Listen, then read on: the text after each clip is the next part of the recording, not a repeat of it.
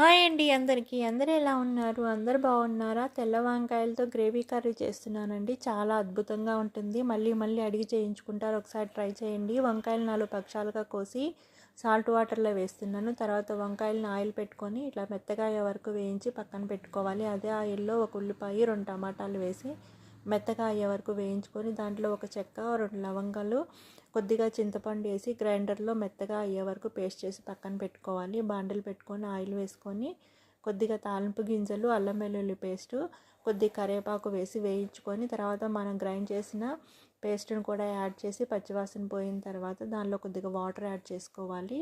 ఇది కొంచెం చిక్కబడిన తర్వాత మనం వేయించి పక్కన పెట్టుకున్న వంకాయలను అలాగే పచ్చిమిర్చి చీలికలుగా చీల్చి అవి కూడా వేసుకుంటే చాలా బాగుంటుందండి. దీంట్లో లాస్ట్గా గరం మసాలా వేసేసుకొని దించేసుకోవటం అంతేనండి. చాలా అద్భుతంగా ఉంటుంది. ట్రై చేయండి. కొత్తగా చూస్తున్న వాళ్ళు సబ్స్క్రైబ్ చేసుకోండి, లైక్ చేయండి.